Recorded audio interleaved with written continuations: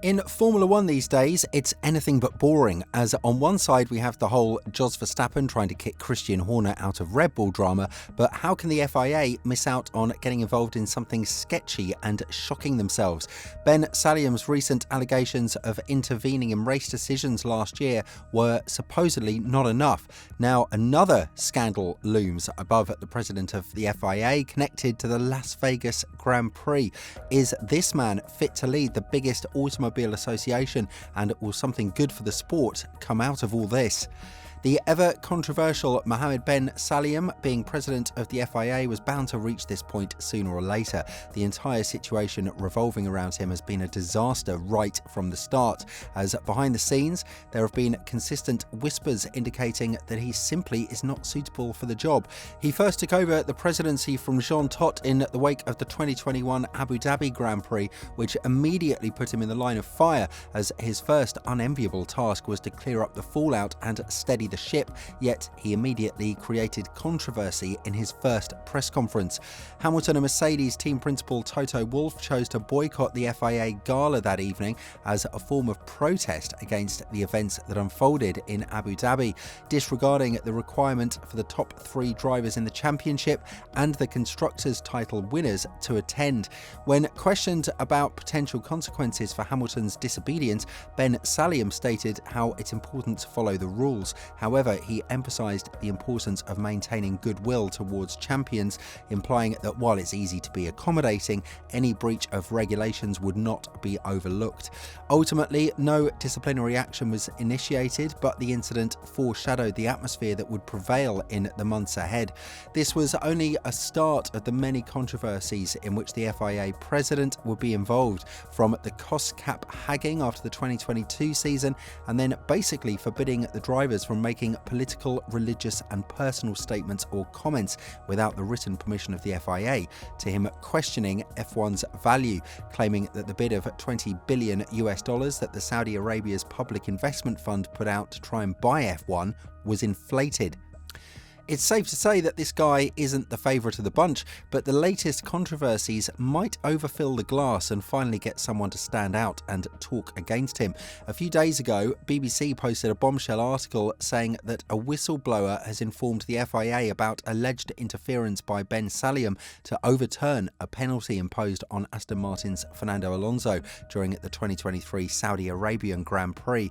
The revelation is contained in a report by an FIA compliance officer to its ethics committee, which has been reviewed by BBC Sport. According to the whistleblower, Ben Sulayem reportedly contacted Sheikh Abdullah bin Hamad bin Issa Al Khalifa, the FIA's vice president for sport for the Middle East and North Africa region, who was present in Saudi Arabia for the race in an official capacity. Ben Sulayem allegedly conveyed his opinion that Alonso's penalty should be rescinded. Alonso had received a 10-second penalty because the rear jackman apparently touched his car before the previous 5-second penalty was being served. The report by compliance officer Paolo Bassari states that the whistleblower claimed Ben Sulayem pretended the stewards to reverse their decision regarding the penalty imposed on Alonso. The Italian word pretende translates as to require or expect. The ethics committee is anticipated to release its report within 4 to 6 weeks. The rescinded penalty elevated Alonso back to a podium position, as it had initially demoted him from third place, trailing Red Bull's drivers Sergio Perez and Max Verstappen and Mercedes' George Russell. Look, the fact that they overturned the penalty given to Alonso was okay, at least according to the community, but the rules clearly state that if you intervene with the car during those 5 seconds, additional 5 are given. Now, if the FIA president has the power to influence these things, it raises further questions about what he is able to influence. And would you look at that? Of course, this wasn't the only thing he influenced, as it seems like he wants to take the eyes off Verstappen and Horner's drama in Red Bull. Further reports surfaced from the same whistleblower that they were told on behest of the FIA president to not homologate the street track ahead of last November's inaugural Las Vegas Grand Prix, a flagship event for F1 as it moved to promote the race itself for the first time. There was a delay before the circuit was ready for inspection due to ongoing local organiser construction works. Therefore, the whistleblower says says they were contacted by their manager with the instruction from Ben Sulayem to find issues with the venue so it could not be declared safe, but no concerns were found. This accusation appears to sit at odds with Ben Sulayem's claims that he supported the homologation of the new track and that the relationship between the governing body and FOM is much stronger than when he first replaced predecessor Jean Todt. There wasn't a power struggle only in Red Bull, but it is clear for some time now that there is a power struggle between FOM and FIA, the two governing bodies of Formula One, and Sulayem has been at the centre of it. When he was asked about whether or not they should always agree, he stated, "No, FOM has its points, but today, since I took over the presidency, we're in a much better position together. And if you told me that I could go back and change some of the things that happened, for example, when I got hit by the media, I wouldn't change anything.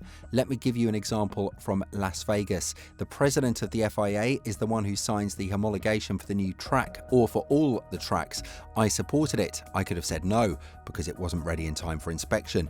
But as soon as my team said it was safe, because I'm a driver, I care about the well-being of the drivers and the people around them, our staff and the marshals. I did it. It was a big thing. If I had said no, it would have been disastrous for F1, but it would have been legal. But I'm careful because I love the sport. At the end of the day, we're in the same boat. We may have different missions, but we're in the same boat. We cannot let the sport sink."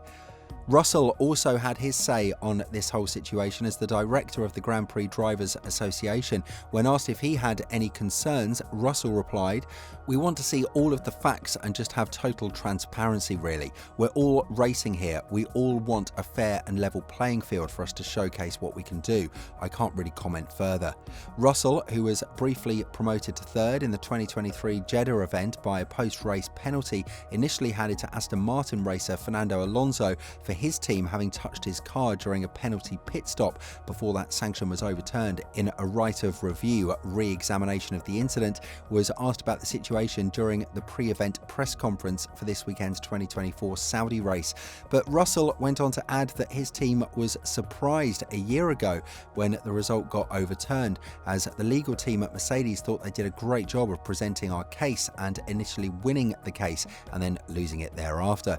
"We just want to see transparency and have that opportunity to race on a fair playing field."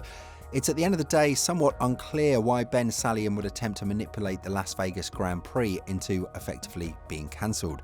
But there's a belief that he may see Formula One management group gaining too much power. The FIA has issued a statement, however, about this, saying, "FIA confirms that the compliance officer has received a report detailing potential allegations involving certain members of its governing bodies," it read. "The compliance department is assessing these concerns, as is common practice in these matters, to ensure that due process is meticulously followed." However, things escalate further because rumours emerged a few days ago that Max Verstappen had been approached by Ben Sulayem to publicly defend Christian Horner regarding this situation. This notion seemed pretty absurd. Ben Sulayem attempting to interfere in such matters to make them disappear and possibly coerce Max into doing his bidding. The BBC reported that after Red Bull's three-time world champion twice failed to give Horner unqualified backing in a press conference, Ben Sulayem approached him and Verstappen reportedly responded by suggesting Ben Sulayem should initiate his own inquiry into the matter. If these claims hold true, it's quite remarkable because Verstappen essentially told the FIA president that he wouldn't comply with his requests and hinted there might be substance to the controversies surrounding Horner and the FIA. These are wild events going on at the moment in the sport, and who knows what's going to happen tomorrow.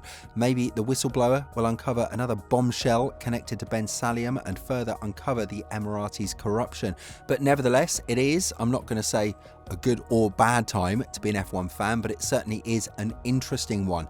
Let us know your thoughts about this new scandal in the F1 world. Do you think Ben Sulayem did indeed influence stuff, or is this all fake news? Thanks for watching as always. Make sure to like and subscribe and stick around. We got you covered on anything that happens in Formula One on GP Culture.